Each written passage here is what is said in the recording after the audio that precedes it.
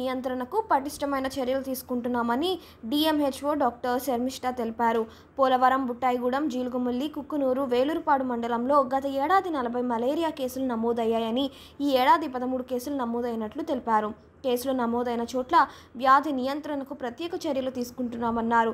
దోమల వల్ల malaria, dengue వ్యాధులు వ్యాప్తి చెందుతుందని, ఇంటి పరిసరాల్లో నీరు నిల్వ లేకుండా చర్యలు తీసుకోవాలని ప్రజలకు సూచించారు. డెంగీ, మలేరియా నియంత్రణలో భాగంగా ప్రభావితమైన ప్రాంతాల్లోని మురుగు కాలువలు, కుంతల్లో ఆయిల్ బాల్స్ వేస్తున్నామని, దోమల నియంత్రణ మందు స్ప్రే చేస్తున్నట్లు చెప్పారు. ప్రజలు ఒకటి పానిక్ అవుతున్నారు. గవద బిళ్ళలు ఎప్పుడు లేవు, కొత్తగా వస్తున్నాయి అనేది. గవద బిళ్ళలు ఈ సీజన్లో వస్తాయి. మన ఉగాది టైంకి ఈ తట్టులు ఇవి మామూలుగా ఉంటాయి. వైరల్ ఇన్ఫెక్షన్స్తో పాటు ఇవి కూడా వస్తుంటాయి. అది పానిక్ అవ్వాల్సిన అవసరం. మనకి ఎవ్రీ ఇయర్ కూడా ఏప్రిల్ 25 మనకి వరల్డ్ మలేరియా డే జరుపుకోవడం జరుగుతుందండి. మనకి ఈ వరల్డ్ మలేరియా డేని ఎందుకు అంత స్పెసిఫికల్గా గుర్తించడం అంటే, మనకి మలేరియా వల్ల చాలా మరణాలు సంభవిస్తుంది ప్రతి ఏటా.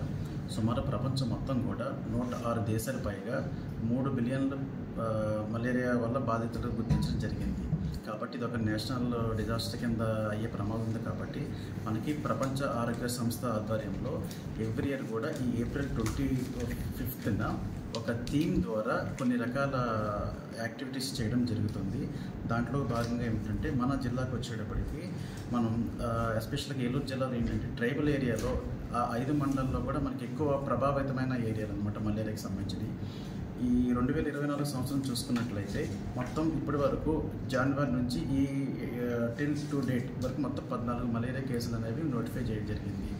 గతంతో పోలిస్తే 2023లో మనకి 40 కేసులు, ఇదే సెనారియోలో 40 కేసులు నోటిఫై అయింది. ఈ ఇయర్ మనకి కేవలం 14 కేసులు మాత్రం నోటిఫై అయింది.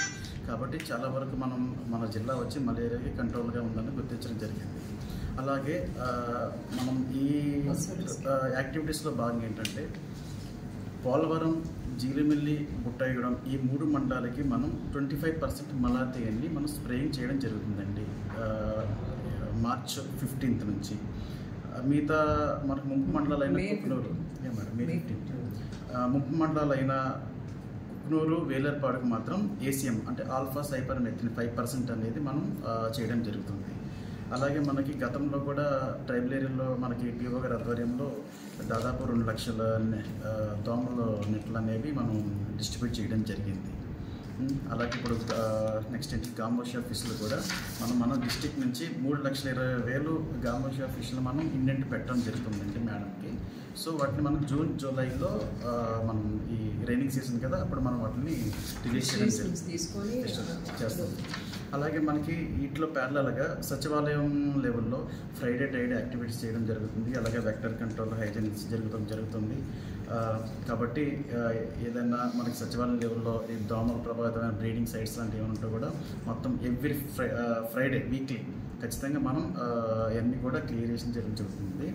దట్టు మనకి ఎస్పెషల్గా ఏంటంటే ఏజెన్సీ ఏరియాకి వచ్చేటప్పటికి మొత్తం 2 కమ్యూనిటీ హెల్త్ సెంటర్స్, అలాగే 15 ప్రైమరీ హెల్త్ సెంటర్స్ ఉన్నాయండి. అన్ని హెల్త్ ఫెసిలిటీస్లో కూడా మనకి దాదాపు 4 లక్షల మలేరియా ర్యాపిడ్ కిట్స్ సప్లై చేయడం జరిగింది. అలాగే క్లోరోక్విన్, ప్రైమక్విన్, యాంటీ మలేరియల్ ట్రీట్మెంట్ సంబంధించిన డ్రగ్స్ అన్నీ కూడా ఫుల్ ఫ్లెడ్జ్డ్గా ఉన్నాయి. మనకి ఖచ్చితంగా కంట్రోల్గా ఉంది అని చెప్పడం జరుగుతుంది ఇంతవరకు.